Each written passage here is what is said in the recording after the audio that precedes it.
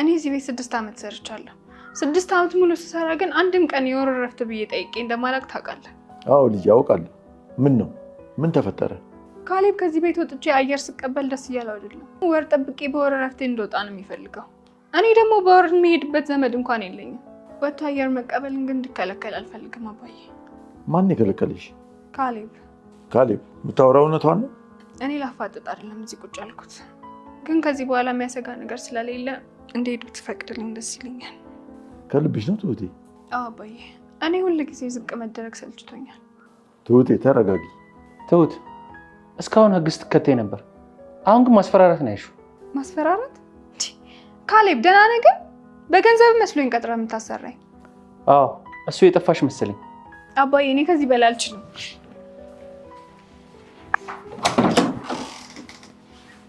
ቁጭ በል ስብራቷን አልቅሳ ታውጣው እሱንም ልከለከላት ነው የተነሳው ልክ ነህ ካሌብ ግን ደግሞ አባዬ አትወጣም ብሎኝ ነው እሱን ታውቆ የለ ትንሽ ነገር ያታልሏል ትንሽ ነገር ያረካቸውን ትንንሽ ነገሮች አይቶ ነው እዚህ እንድትቆይ ፈቀደልኝ እኔ ግን ባየው ቁጥር እየተረበሽኩ ነው እረዳለሁ ልትረበሽ ትችላለህ እኮ ውጣልኝ ውሽማንም ቢሆን ይዘልኝ ውጣ ካሌብ ንግግርህን አስተውለው እንጂ አሁን ላይ እሷ ለኔ ምንም አይደለችም ቢያንስ እንኳን ሰው ያደረገልህን ትንሽ ነገር አስብ አልችልም ዳንኤል አዎ አትችልም ብችል እኮ ኖሮ ትሁትን በተንከባከብካት ነበር ስለሷ ደግሞ ምን አገባ ከማንም በላይ እኮ ለነፍሷ ሳሳሳ ለአባዬ መስዋዕትነት የከፈለችው እሷ ነች የመጨረሻው ደግሞ ከማንም በላይ አክብራት እንድትኖር ነበር የሚያደርግ ምን ሳረጋኝ የቱን ልንገርህ ካሌብ እንደዛ ዝቅ የምታደርጋት እሷ እኮ ስነ ምግባሯ ሁሉንም ነገር ይናገራል አስበው በስነ ምግባር ቢሆን ከኔም ካንተም የተሻለች ሰው ነበረች እሷን ሴት እኮ ያሰቃያችኋት እናንተ ናችሁ እኔ ማንንም እንዲሰቃይ አላደረኩም ልትክደኝ ነው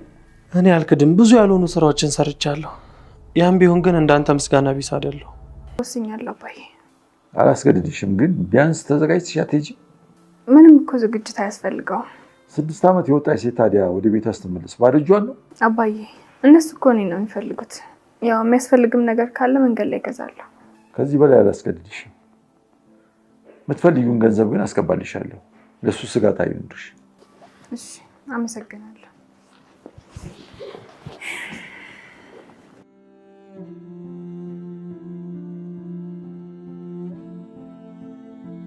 ትሁት አባባን ተሰናብታ ወደ ቤተሰቦቿ ሄደች። እንግዲህ ካሌብ የሚናገረው ንግግር በጣም አስቀያሚና ከባድ ንግግሮችን ስለሚናገር ትሁት በጣም ተከፍታ ቤተሰቦች ጋር ካልሄድኩ ብላ እንግዲህ አባባም አስበሽበትና ወስነሽ ከሆነ እንግዲህ ልጄ ምንም ማድረግ አልችልም ይቅናሽ በማለት 6 ዓመት ቆይተሽ እንዴት ነው ግን እንደዚህ ዝም ብለሽ ባዶ እጅሽን የምትሄጂው ብሎ ሲሏት አይ እነሱ የሚፈልጉት እኔን እንጂ ምንም ነገር አይፈልጉም ቤተሰቦቼ ስትል አባባም 6 ዓመት ሙሉ ለፍተሽ ባዶ እጅሽን አትገቢም የሚያስፈልገውን ገንዘብ እኔ እልክልሻለሁ እና ገዛዝተሽላቸው ሂጂ በማለት እንግዲህ መርቀው ሸኝተዋታል። ካሌብንም የተረዳው ሰው የለም እንጂ ትሁትን አፍቅሯታል። ነገር ግን አነጋገርና እንዴት መቅረብ አላወቀበትም አልቻለበትም ማለት ነው። አቀራረብ አልቻለበትም እንጂ ትሁትን ጠልቷት ሳይሆን ወዷት ከሌላ ሰው ጋር እንዳትሆንበት ስለፈራና ስለሰጋ ሌላ ሰው ያኔ ፍቅር ላይ ናት ብለው ሲሉት ግራ ተጋብቶ እንጂ የእውነት ትሁትን ጠልቷት አይደለም። ግን አነጋገር በፍጹም አይችልም ማለት ነው። ሰላም ሰላም፣ ውድና የተከበራችሁ የቻናላችን ቤተሰቦች እንኳን ሰላም መጣችሁ። ላይክ፣ ሸር፣ ሰብስክራይብ ማድረጋችሁን አትርሱ። እንግዲህ ካሌብና ትሁት በተደጋጋሚ እየተጣሉና እየተጋጩ ምንም ሊስማሙ አልቻሉም። ዳኒ እስከ ዛሬ በሰራው ነገር ሁሉ አባባን ይቅርታ አድርግልኝ ብሎት ይቅርታ ከተቀበለ በኋላ ወደ ቤተሰቦች ልሄድ ነው ይቅር ካልከኝ አባዬ እዚህ መኖሩ ይበቃኛል ብሎ ሲል አባባ ግን በፍጹም አትሄድም ብለው ሲሉት ለምን ብሎ ሲል አይ እኔ እፈልግሃለሁ ስራ ትሰራልኛለህ ለእኔ ሲሉ አንተ ከፈለከኝ እሺ በማለት እንግዲህ የአባባን ምክርና ሀሳብ ተቀብሎ ቀርቷል። ቲናም እንግዲህ አንተ እኮ ያለኔ ምንም ነገር አይሆንልህም ተመልሰህ መጣህ አይደል ስትለው ዝም በይ እባክሽ አንቺ በማለት ነበረ ሻንጣውን አጠገቧ የወረወረው ማለት ነው።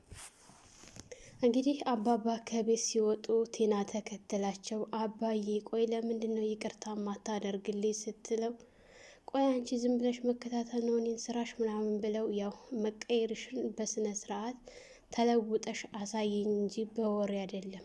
እኔ መቀየርሽን ማየት የምፈልገው በተግባር ነው እንጂ በወሬ ልቀበልሽ አልችልም። ስለዚህ አሁን ከአጠገቤ ጥፊ በማለት ነበረ ጥለዋት የሄዱት ማለት ነው።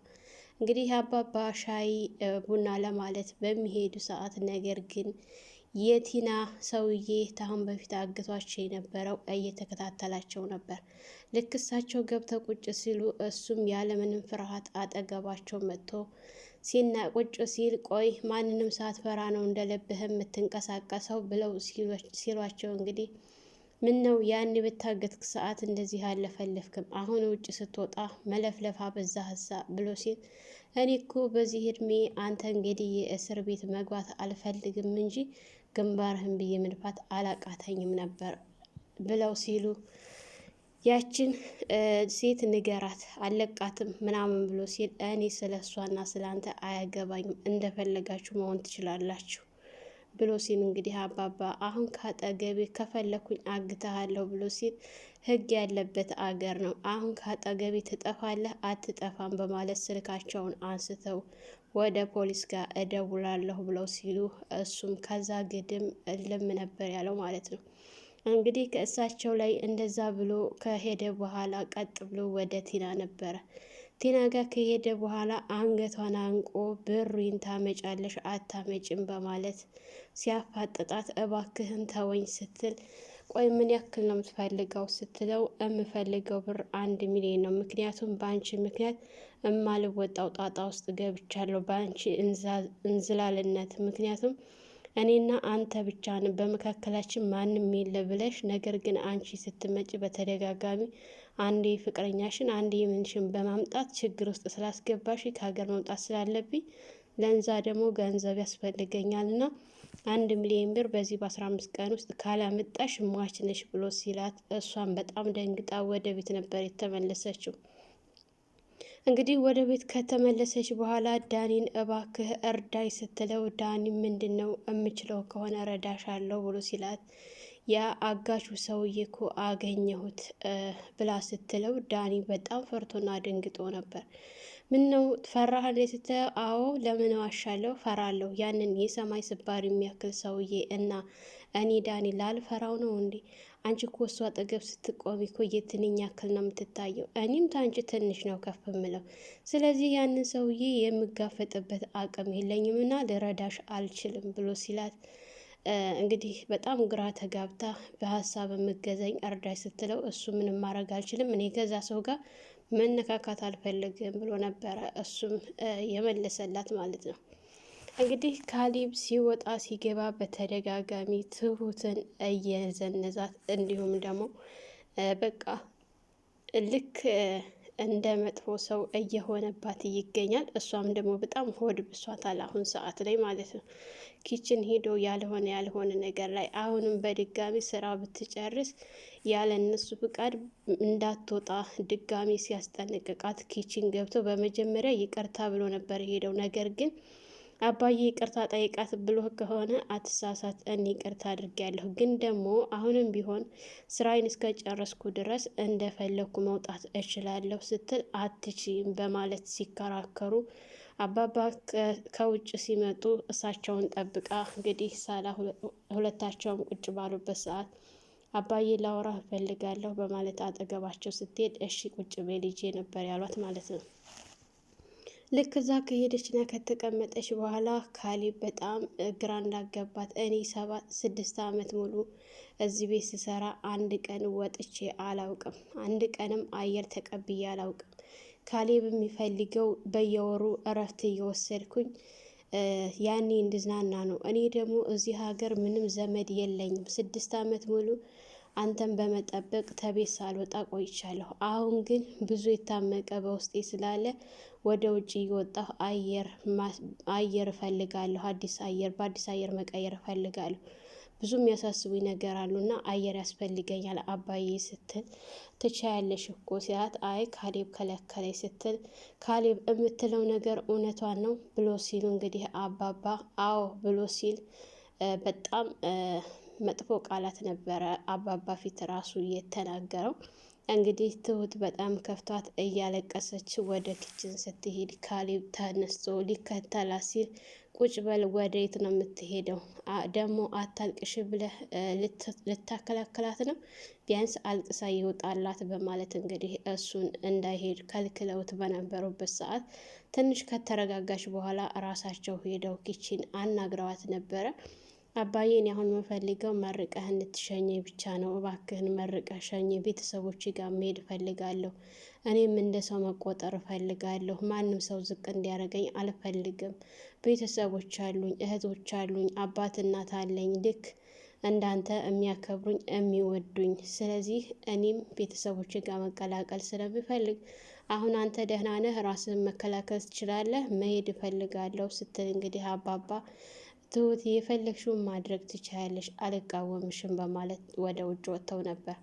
እንግዲህ ዳኒ ሲመጣ እቤት ሁኔታዋን ሲያያት፣ የትሁትን ሁኔታ ሲያያት ምንም በቃ ውስጧ ሰላም እንዳልሆነ ስለተረዳ ትሁት መሆነሽ ነው ብሎ ሲላት ምንም አልሆንኩ ስትል፣ ነገር ግን እሱ መቼም ካሌብ አስቀይሞሽ ነው፣ ምክንያቱም ከካሌብ ውጭ ማንም የሚያስከፋሽ ሰው አይኖርም እዚህ ቤት ብሎ ሲላት፣ ዳኒ ምንም አይደለ ስትለው፣ አይ ተሁኔታሽ መረዳት ችያለሁኝ ነበር ያላት ማለት ነው። እንግዲህ ዳኒ ትሁት አንቺ አይክፋሽ፣ አንቺ መጥፎ ስራ እየሰራሽው ነገር የለሽም፣ ምክንያቱም እኛም አለን ብዙ መጥፎ ነገሮች አድርገን በነፃነት የምንኖር፣ አንቺ እኮ የህሊና ጸጸት የለብሽም፣ ስለዚህ አትከፊ በማለት እንግዲህ ዳኒ ከዛ ጉድ ወጥቶ ዛሬ ላይ እንደዚህ ሰዎችን ለማጽናናት ያበቃው ጌታ በጣም የሚገርም ነው። ቲናንም እንደዚህ የምትቀየርበት ቀን በጣም ነው የናፈቀኝ ማለት ነው።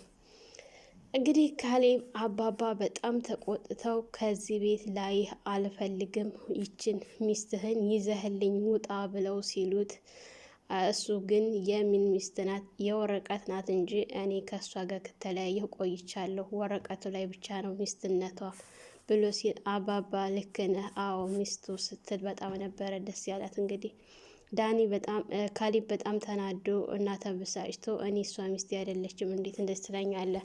እንድወጣልህ ነው አይደለም የምትፈልገው? እወጣልሃለሁ በማለት ተናዶና ተበሳጭቶ ሲወጣ፣ ቲና እንግዲህ አባዬ አመሰግናለሁ ስትል፣ ለምኑ ሲል፣ ምክንያቱም ሚስትህን ስላልክ በጣም አመሰግናለሁ ነበር ያለችው። እሳቸው ግን ምንም አይደለ ባልሽ አይደለ ብለው ያው እንግዲህ ስለ እሷ አሁን ላይ ምንም ግድ አይሰጣቸውም። ኖሮች አልኖሮች ከሷ ምንም በቃ የምንም ያክል አያዋትም አይቆጥሯትም አባባ በአሁን ሰዓት ቲናን ማለት ነው። እንግዲህ ካሌብ ተናዶ ክላስ ገብቶ ቁጭ ባለበት ሰዓት ቲና ሂዳ ለምንድን ነው ቆይ እንደ ድሯችን እማንሆነው? ለምን ትዳራችንን ለማስተካከል አንሞክርም? ስትል፣ ቆይ አንቺ እኮ ፍች ፈልጋለሁ ብለሽ ገንዘብም ተቀብለሽ ነበረ። ቆይ አሁን ለምንድን ነው እንደገና ተመልሰሽ ትዳራችንን አስተካከል እምትዩ? በቃ ላይሽ አልፈልግም ውጭልኝ ብሎ እሷም አልወጣም ስትል ገትቶ አስወጥቶ እንግዲህ ክላሱን ዘግቶ ነበረ ቁጭ ያለው ማለት ነው። እንግዲህ ቲና ድጋሚ ከአጋቹ ጋር ሄዳ ደውላለት ሀሳብ አቅርባለት ነበረ። ሀሳብ ስታቀርብለት ለአጋቹ፣ ቆይ አንቺ ቀላል አድርገሽ ነው እንደምታስቢው ሲያት፣ እኔ ሀሪፍ ዘዴና አመጣሁልህ ለሁለታችንም እንጠቀምበታለን ስትል፣ እኔ ስለ አንቺ አይገባኝም ስለ ራሴ እንጂ ቆይ ምን አይነት ሀሳብ ነው ይዘሽ የመጣሽው ብሎ ሲያት፣ ወይ ካሌብን ወይ ትሁትን እገታቸው፣ ሀሪፍ ብር ነው የምናገኝባቸው። አባባ ወይ ለትሁትም ሆነ ለካሌብ የጠየቅነውን ገንዘብ ወደኋላ ሳይ ይከፍላልና ከሁለት አንደኛቸውን እገታቸው፣ ወይ ልጁን ወይም ደግሞ ትሁት ማናት ብሎ ሲላት፣ ሰራተኛች አንቺ በቃ ዝም ብለሽ በጣም ነበረ ከፍ ዝቅ ያደረጋት ማለት ነው። የማይታሰብ ሀሳብ ነው የምታስቢው። ማገት ቀላል ነገር መስሎሻል አይደለ? እኔ ድጋሚ ከአንቺ ጋር ምንም አይነት ስራ አልጀምርም። ከአሁን በፊት የሰራሁበትን ገንዘብ እንድትሰጪ ነው። ገንዘቡን ሳልሰጠሽኝ አጠገቤ እንዳትደርሺ ብሎ ሲላት፣ እኔ ገንዘብ ማምጣት አልችልም፣ ከየትም አላመጣም። ብፈራህም በቃ ገንዘቡን ይሄን የጠየቀኝን ገንዘብ ከየትም አላመጣም ከእነሱ ውጭ። እነሱን ይህን ያቀረብኩልህን ስራ ካልሰራ ከእነሱ ልንቀበል ካልቻልን ከእኔ ግን ልታገኝ አትችልም ስትለው፣ በቃ ይሄ ነው ሌላ የለሽም ብሎ ሲያት፣ አዎ ስትል እንግዲህ ካሁን በኋላ ለሚፈጠረው ነገር እኔ ተጠያቂ አይደለሁም፣ የሚደርስብሽን ነገር ጠብቂ ብሏት ነበረ ጥሏት ሄደው። እንግዲህ ጥሏት ሲሄድ በዚች በ15 ቀን ውስጥ እንዲሁም ደግሞ ካሁን በኋላ ገንዘብ ሳትይዥ እኔ ጋር እንዳትደውይ፣ ለሚመጣብሽ ነገር ኃላፊነቱን ውሰጂ ብሏት ነበረ ጥሏት ሄደው ማለት ነው። ቲና አሁን ላይ ምንም አማራጭ የላትም። ብዙ ነገሮቿ ጨላልሞባታል። ብዙ ነገር ከስራለች። አባባን እኮ ራሱ በተደጋጋሚ ይቅርታ ስትጠይቅ እሳቸውም ይቅርታ ላያደርጉላት የቻሉት ይሄንን ስራዋና ይሄን ተንኮሏን ስለሚያውቁ ነው። እንግዲህ ዳኒ እቤት ካሌብ በጣም አስቀይሞት ስለነበረ ዳኒም ደግሞ አንተ ውለታ ቢስ ነህ፣ ውለታ ቢስ ባትሆንማ ትሁትን እንደዛ ያንን ሁሉ መስዋዕት ከፍላ አባትህን ላተረፈችልህ እንደዚህ አልነበረም ውለታዋ እሷን የምትናገርበት ሞራል አይኖርህም ነበር። አንተ ግን ክብረ ቢስ ነህ ሲለው በቤቴ እየሰደብከኝ እንደሆነ ታውቃለህ ሲል አዎ አውቃለሁ፣ ማባረርም ከሆነ ደግሞ ቤቴ እያልክ አትፎክር፣ ቤቱ የአባባ እንጂ ያንተ አይደለም። ደግሞ እሱ ተቀመጥ ስላለኝ እንጂ እኔ ለአንተ ብዬ አይደለም የተቀመጥኩት ብሎ ሲል እንግዲህ ዳኒ ከፍቶት አባባ ጋር ሄዶ ነግሯቸው ነበር። ግን አባባ ስራ እንድትሰራ ይፈልጋለሁ ብሎት ነበረ። እንግዲህ ቲናን እና ካሌብን እንድታለያይልኝ ብለው የመጀመሪያ ስራ ሰጥተውታል። ይሄ ነገር ከባድ ቢሆንም ነገር ግን ስራውን ለመስራት ተስማምቶ ተቀብሏል ማለት ነው። ዳኒ ቲናን ትሁትን አይዞሽ አብሽሪ ምናምን ብሎ ቢያጽናናትም ነገር ግን እሷ ከዚህ ቤት ለመሄድ ወስናለች። ልብሷን በምታጣጥፍበት ጊዜ በቃ ልትሄጅ ነው ወይ ሲላት አይ ልሄድ አይደለም በማለት ነበር እንትን ያለችው። እንደ አጋጣሚ ወደ ቤት ከቤት እየወጣ በነበረበት ሰዓት አባባ ጋር ተገናኝተው ለአባባ ሁኔታውን ሲነግሩት አባባ ምሻ እናግራታለሁ ብለው ነበር የመጡት። ግን ቢሆንም እሷ ጨራርሳ ስለነበረ ማንም ሰው እንዲያስቀራት አልፈለገችም። አባባም ደግሞ እኔ ታም በኋላ ጣልቃ አልገባም፣ የፈለግሽውን ማድረግ ትችያለሽ ብለው እንግዲህ ተሰናብተዋታል። ትሁት ይሄ አይገባትም ነበረ። የእውነት ካሌብ ግን በጣም ማሰቢያ የለውም። የእውነት በጣም በቃ አነጋገሩ በጣም ይዘጋል ማለት ነው። የእሱ መድኃኒት በቃ ቲና ብቻ ናት የካሌብ መድኃኒት። የእውነት በጣም ነው ያናደደኝ ማለት ነው እንደኔ። ትሁት በጣም በቃ ይሄ አልነበረም ለእሷ የሚገባት ግን ሆነ። ሰላም ሰላም! ውድና የተከበራችሁ የቻናላችን ቤተሰቦች እንኳን ሰላም መጣችሁ። ለቻናላችን አዲስ የሆናችሁ ለሰያና ዩቱብ አዲስ የሆናችሁ ላይክ፣ ሸር፣ ሰብስክራይብ በማድረግ ቤተሰብ እንድትሆኑ እያልኩ በዚሁ ሰናበታችኋለሁ። መልካም ቆይታ ይሆንላችሁ።